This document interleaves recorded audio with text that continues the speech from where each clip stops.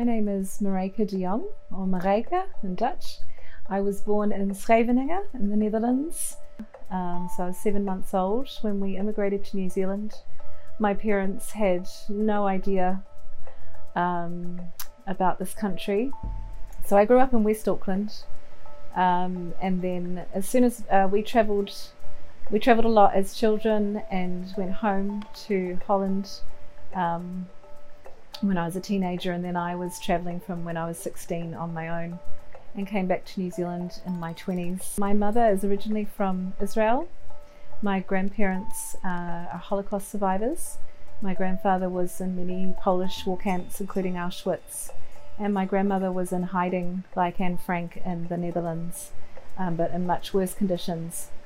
When I was in my late teens studying photography for the first time, I did my project on the Jewish culture in Auckland and discovered that there was a lot. I had no idea. I didn't grow up in a Jewish household, even though I was Jewish by blood, by Jewish law, and thus became a 20-year journey of discovering this part of my identity.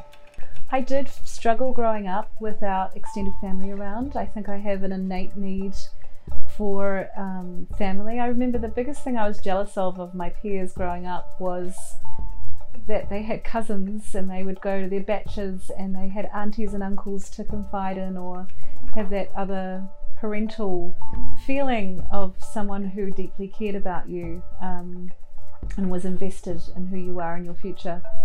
And that was a big part of why my family went back to Holland when I was 12, and I got to experience that. But it was almost like when I was old enough to go travel on my own, I needed to collect the parts of myself that I felt to create a sense of true belonging. So when I went to Israel when I was 19, I remember landing and walking on the land for the first time, literally just off the tarmac, and having this visceral experience of home.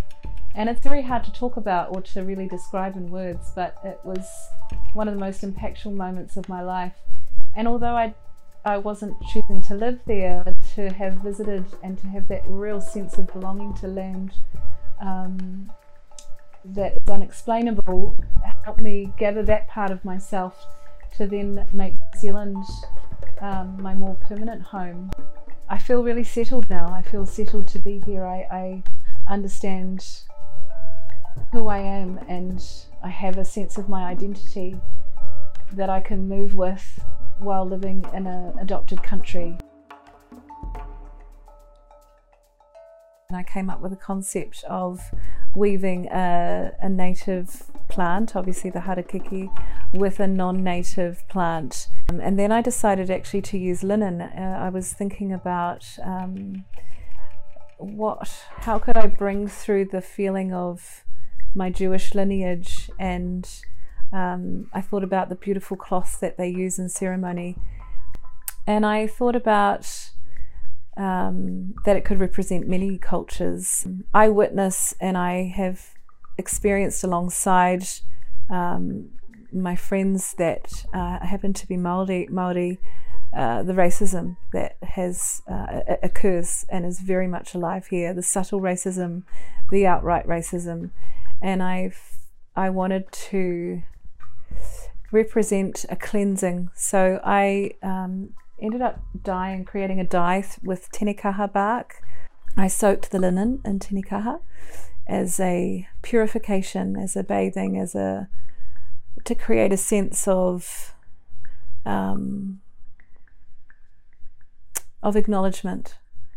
And then I wrapped this linen in like packaging plastic to give it some form so that I could weave with it.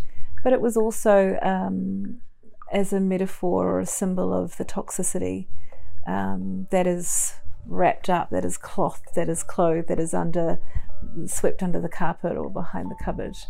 The concept for the front came after, which is kind of backwards, because the front is about our story and the back is about our hopes and prayers for our future together.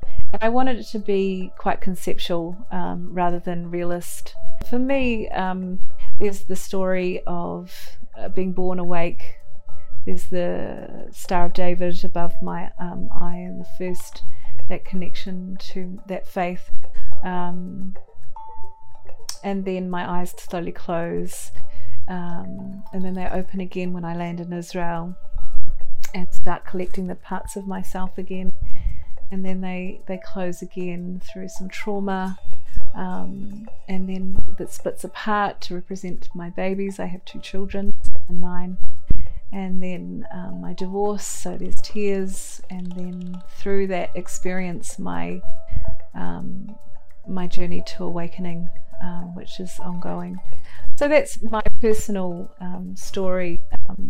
It has a bit of my immigration, but it's more conceptual and very, very personal to me. For me, it can speak in many ways to the viewer.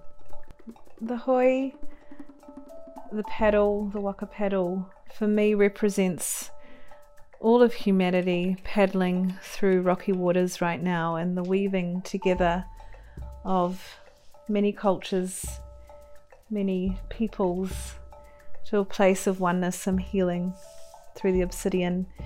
There's a border of the muka dyed in the tinikaha as well. And these strands, everyone's stories, voices,